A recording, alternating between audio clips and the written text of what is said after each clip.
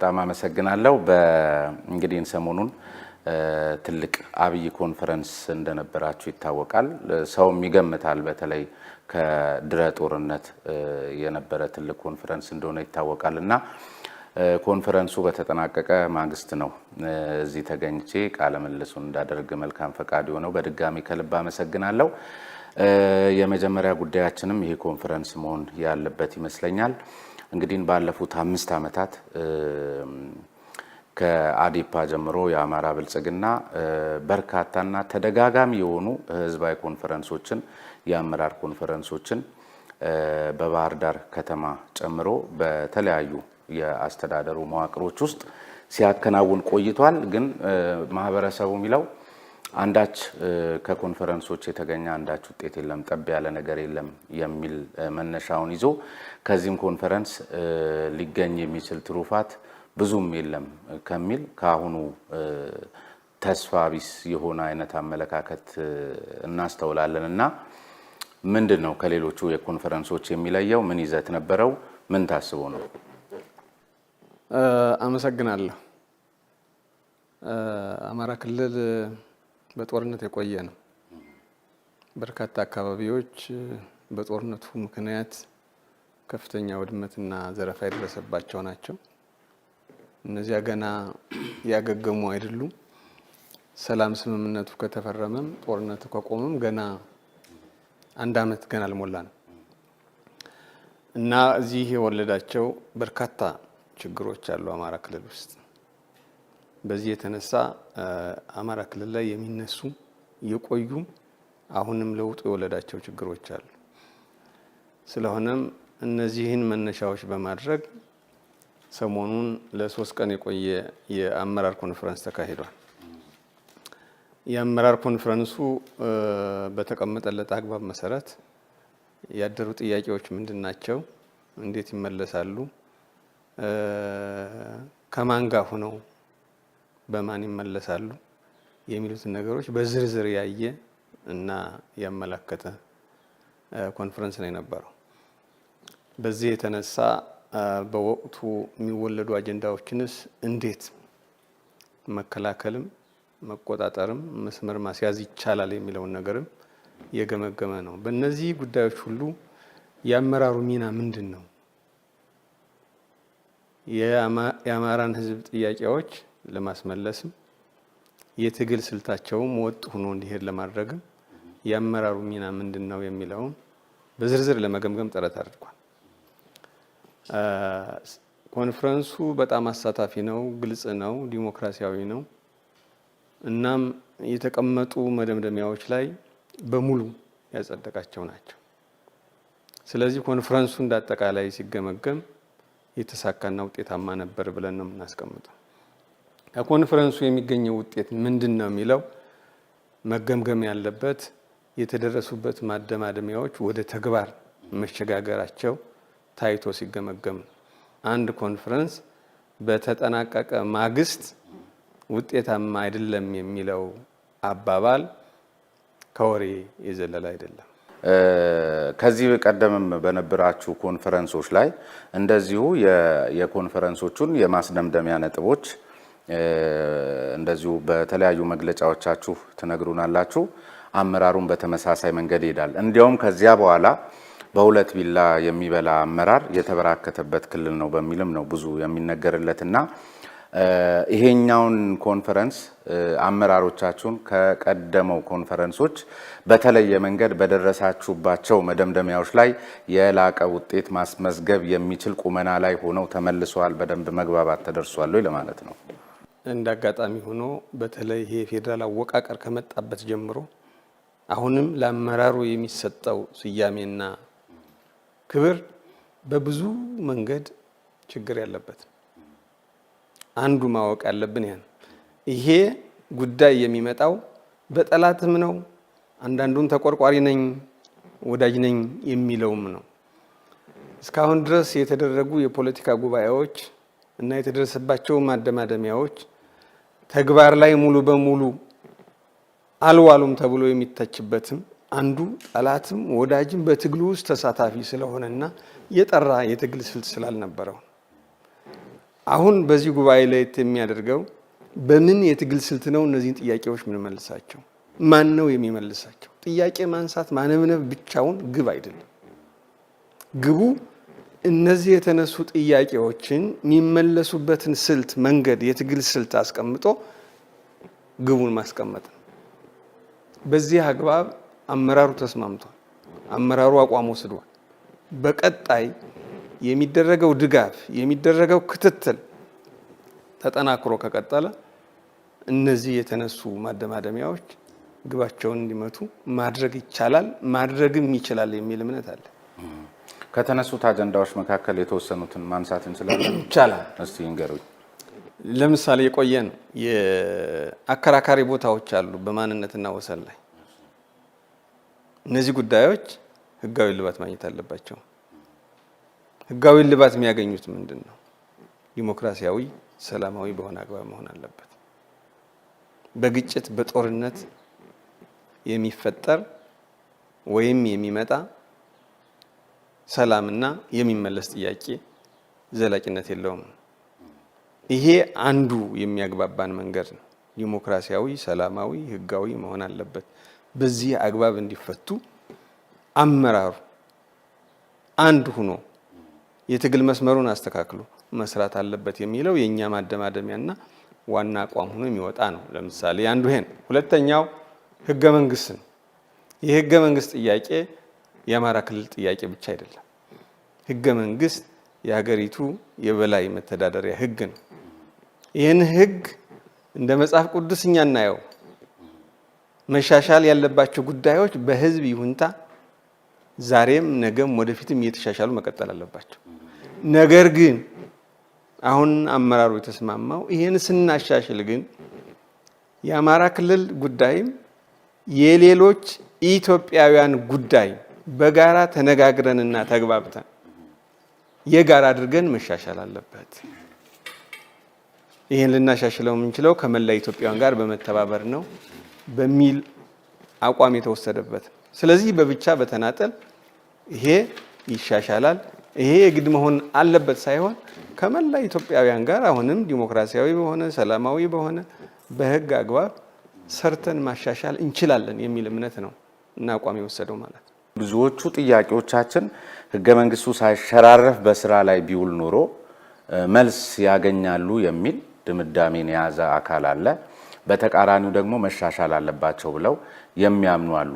የመጀመሪያው ባለው ህገ መንግስት ችግሮቻችን ይፈታሉ ብሎ የሚያምነውና እኔም በተመሳሳይ የኔ መድረክ ላይ ነፃ ሀሳብ ላይ ጠይቄያቸው ከነገሩኝ ጥቂቶቹን ምሳሌዎች ነግሬዎት እንደው እንዲያብራሩት ስለፈለኩኝ ነው። ለምሳሌ እስካሁን እኔ ጋር ከቀረቡት ሰዎች ህገ መንግስቱን በተመለከተ አንድ የሚያነሱት ነጥብ እኛ የኢትዮጵያ ብሔሮች ብሔረሰቦችና ህዝቦች ብሎ መጀመሩን የሚመለከት አንድ ጉዳይ ይነሳልና ስለ አማራ ብሔር እያወራን ህገ መንግስቱ ስለ ዜግነት መብት አይገደውም፣ ስለዚህ መሻሻል አለበት ማለት አንዱ ግራ የሚያጋባ ነገር ነው። ጎላ ካለ ውስጥ ነው የምነግሮት። ሁለተኛው ነገር ደግሞ በህዝቦች መካከል የተዛባ ግንኙነት ነበር ተብሎ በህገ መንግስቱ የተሰጠውን ጉዳይ የሚመለከት ነውና ይሄን የተዛባ የሚባለውን ግንኙነት አስቀድሞ ነገር በራሳችን ጊዜ ለአማራ ሰጠነው ወይም የዛ ትርክት ተቀባይ ሆን እንጂ ያልተዛባ ግንኙነት እዚህ ሀገር ላይ ኖሮ አያውቅም።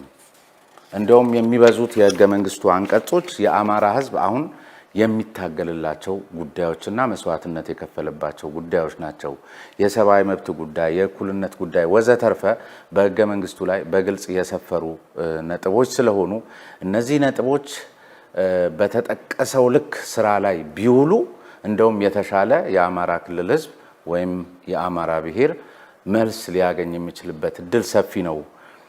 እንደው ባለፈ ባገደመ ስለምንጮህ እንጂ የሚል አቋምም ያላቸው አሉ። እንደናንተ ደግሞ መሻሻል አለባቸው የሚሉ አሉ። የትኛው ነው ልክ? በእርግጥ በትክክል በስራ ላይ ቢውሉ የህገ መንግስት የአማራ ህዝብ ጥያቄ ሊመለስ አይችልም? ምንድነው መሰለ ሁሌም አንድ ነገር ባለበት የሚቀጥልበት ሁኔታና አግባብ የለም። አንደኛው ያ ነው። ስለሆነም ይሄ ህገ መንግስት መሻሻል ከሚገባው አንዱ ነው። የሚሻሻሉት በዝርዝር ስንሄድ በርካታ ጉዳዮች ይኖራሉ። አሁን ከጠቀስካቸው ጀምሮ አሁን ብልጽግና እንደ ገዢ ፓርቲ የብሔርንና የሀገርን መሰረታዊ ሀሳቦች አቀራርቦና አስታርቆ ለመሄድ አልሞ የሚሰራ ፓርቲ ነው። ስለዚህ በሀገር እና በብሔር መካከል ሚዛኑን የጠበቀ ህብረ ብሔራዊ የሆነ ወንድማማችነትና እህትማማችነትን የሚያጠናክር ፓርቲ ነው። የኛ መንፈስ ይሄ ፓርቲ መንፈስ ነው። ይሄ መንፈስ ተቀባይነት አግኝቶ በህገ መንግስቱ ቢጸድቅ የሁሉንም የህብረተሰብ ክፍሎች ያ አይነት ህገ መንግስት እንደሚወክላቸው አድርጎ መውሰድ ይቻላል፣ ማሻሻል ይቻላል። የተዛባ ትርክት በሚባለው መቼውንም ቢሆን ሰው ሲኖር ግንኙነቱ ሊሻክር ይችላል፣ ሰላማዊ ሊሆን ይችላል። ይሄ በግለሰብም በማህበረሰብም ደረጃ አብሮ የሚታይ ነው። ነገር ግን የተዛባ ትርክት በአማራ ማህበረሰብ ላይ አልተፈጠረም የሚል መደምደሚያ መያዝ ያስቸግራል። ምክንያቱም ባለፉት 30 እና 40 ዓመታት ገዢዎች ከአማራ ማህበረሰብ የወጡ ናቸው በሚል አማራን እንደ አማራም ተፈረጆ። ይሄ ምናልባት በትርጉም ላይ የተዛባ ትርጉም ሊሆን ይችላል። አልነ የሚሉ ሰዎች እኛ ያልነ እኮ ንጉሶችን ነው፣ እኛ ያልነ እኮ ገዢ መደቦችን ነው ሊሉ ይችላል። ዙሮ ዙሮ ገዢ መደብ የሚባለው ንጉስ የሚባለው ከላይ ተንሳፎ የተለየ የማህበረሰቡ አካል ነው።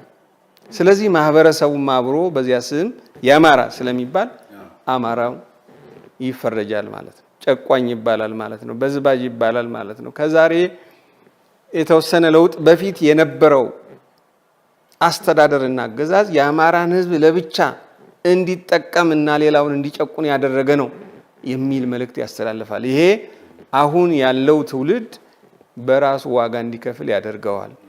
ስለዚህ እነዚህ ሀሳቦች አሁን ባለው ነባራዊ ሁኔታ ላይ ተመስርተው ያለውን ማህበራዊ ህይወት፣ ህብረ ብሔራዊነት፣ አብሮነትና አንድነትን በሚያጠናክር መንገድ መቀረጽና መደንገግ ይገባዋል የሚል እምነት አለ። ከዚያ ባለፈ ሌሎችም አንቀጾች አሉ መሻሻል የሚገባቸው። ነገር ግን ይሄ ህገ መንግስት ዋጋ የለውም ማለት ግን አይደለም።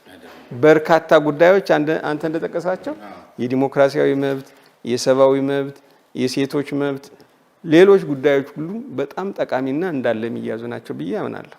የህዝብ ግንኙነት ቀውስ ውስጥ የከተቷቸው ንግግሮችና ጽሁፎች በዚህ 5 ዓመታት ውስጥ ጎልተው ታይቷል በሚልም ይሄን አይነት አሁን አካሄዳችሁን የተሻለ መፍትሄ እንዲያገኝ ካደረጉ ምክንያቶች ውስጥ አንዱ ነው ተብሎ ይነሳልና ምንድነው አስተያየቶት? ምንድነው መሰለ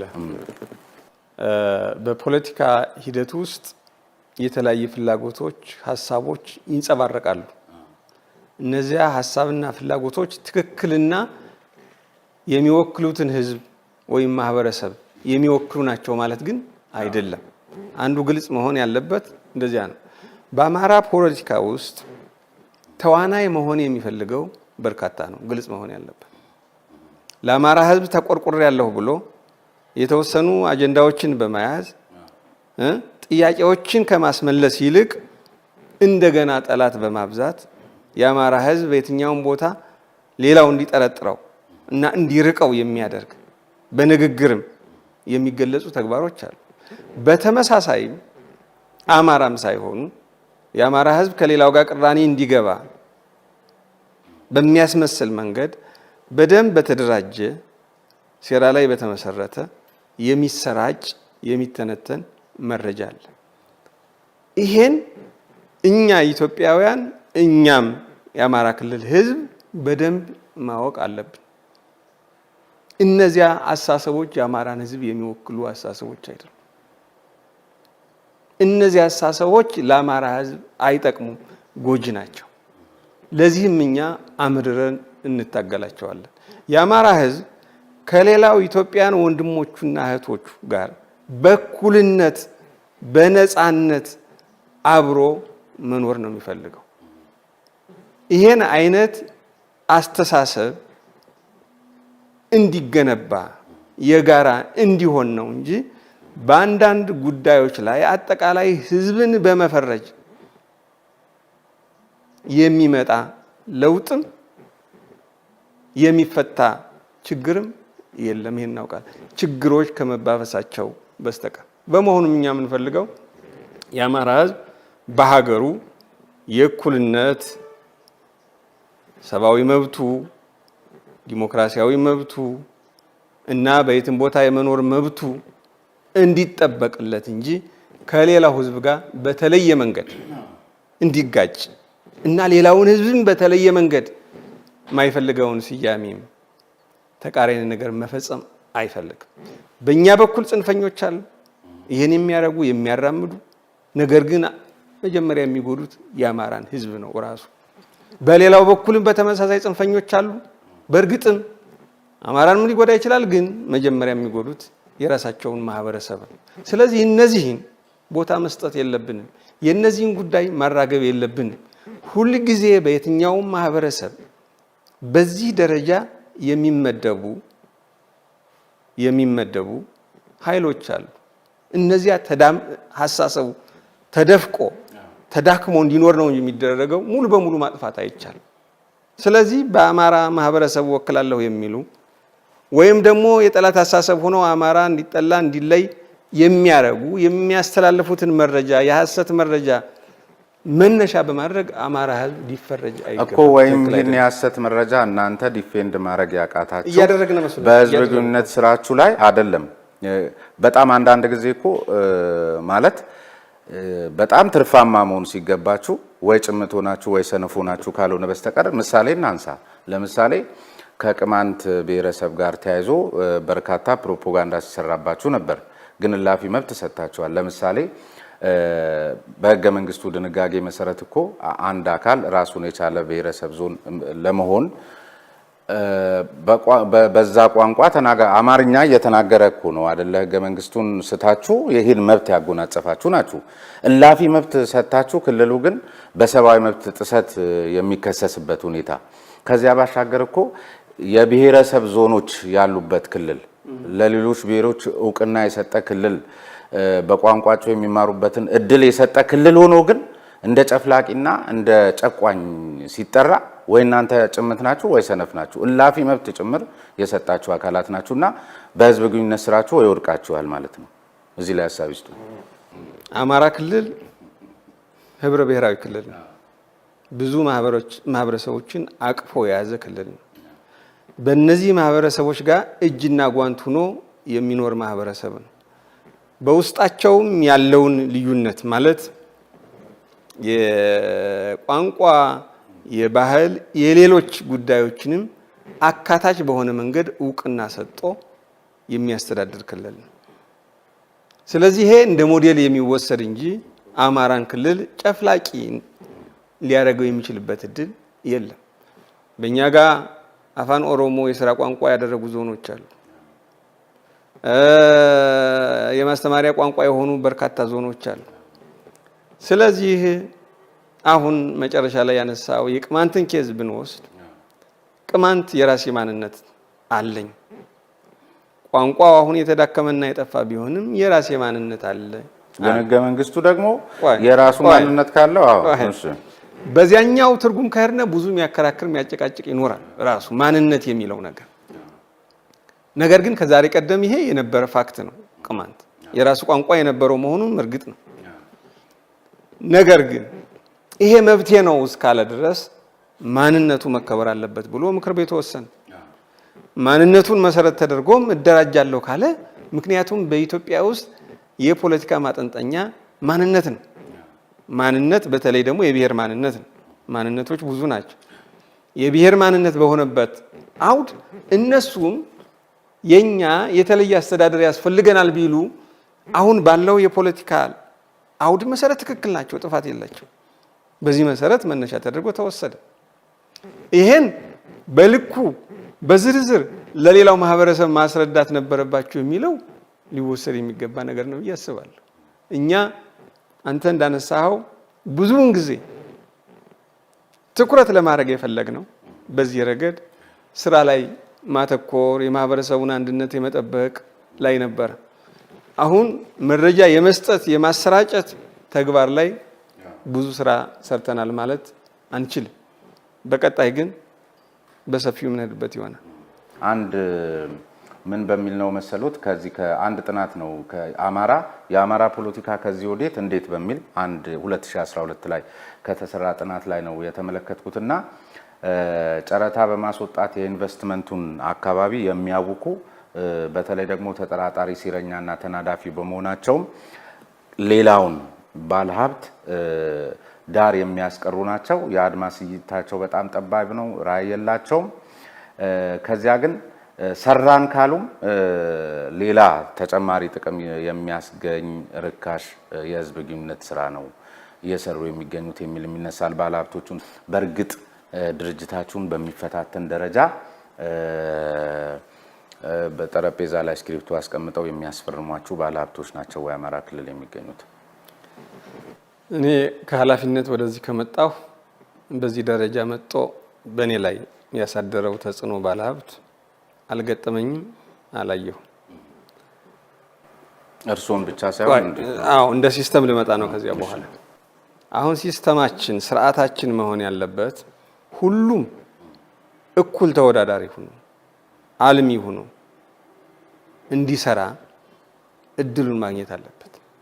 ስርዓት ማለት ያ ባለሀብትም ይሁን ገና እየመጣ ያለ ሀሳብ ያለውም ይሁን እኩል ተወዳዳሪ ሆኖ በሚወጡ እድሎች እና ልማቶች ተጠቃሚ እንዲሆን ያስፈልጋል። ይህን ስርዓት ተግባራዊ እያደረግን ነው ብዬ አስባለሁ።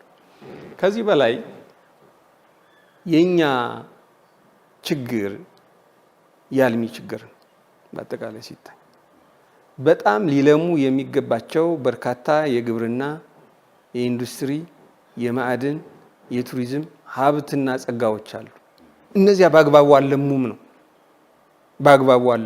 በአግባቡ የሚያለማልን ከተገኘ የሚሰራልን ከተገኘ እውቀቱንም ካፒታሉንም ይዞ ከመጣ እንዲያውም ቅድሚያ እንሰጠዋለን በዚህ ረገድ ማለት ነው። ህጉም ይደግፋል። ምክንያቱም የስራ ዕድል የምንፈጥረው በዚህ ነው፣ ልማትን የምናፋጥነው በዚህ ነው። ከዚህ ውጭ ግን በተለየ መንገድ ቅድም በጠቀሳቸው ተገቢ ያልሆኑ አግባቦች የሚፈጸም ስርዓት መኖር የለበትም። ከኖረም ጎጂ ነው ለክልሉ የፖለቲካ ድርጅትም ለክልሉ ህዝብ ልማትም ጎጂ ነው። በስርዓት መመራት አለበት ባለሀብቱን ማለት ነው። ስለዚህ በዚህ መንፈስ ነው እኔ ማየው።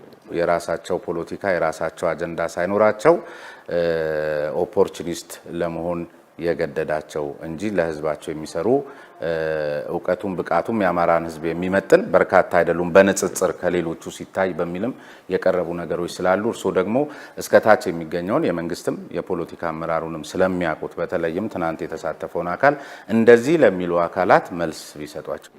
ከትምህርት ዝግጅት ብናየው በብዙ መንገድ ከሌሎች ጋር የሚያላየው መንገድ የለም፣ አንድ ነው።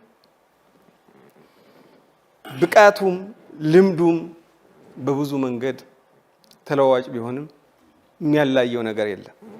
በአማራ ክልል ግን በደንብ ከሌላው አሁን የተለየ አድርጎ እንዴት እንደሚሳል የተወሰነ ነገር ማለት እፈልጋለሁ። ይሄ የፖለቲካ ውጥንቅጥ የመጣው አማራ ክልል ሲመሰረት 1983 አመራሩ የመጣው ኢህዴን ከሚባል ህብረ ብሔራዊ ድርጅት ነው። ዓላማቸው ሀገራዊ አሳሰብ ስለነበራቸው ከልዩ ልዩ ማህበረሰብ የተውጣጡ አመራሮች ናቸው የነበሩት። ነገር ግን ወዲያው ይሄ የብሔር ጉዳይ የፖለቲካ ማጠንጠኛ ሲሆን ኢህዴን የነበረው እንደገና ተመልሶ ብአዴን ሆነ። ብአዴን ሲሆን እነዚያ የነበሩ አመራሮች ቀጥለዋል። በእኔ እምነት እያንዳንዱ ሰው በአቋሙ በባህሪው በስነ ምግባሩና በብቃቱ ነው እንጂ መለካት ያለበት በማንነቱ መሆን አለበት ብዬ አላምንም።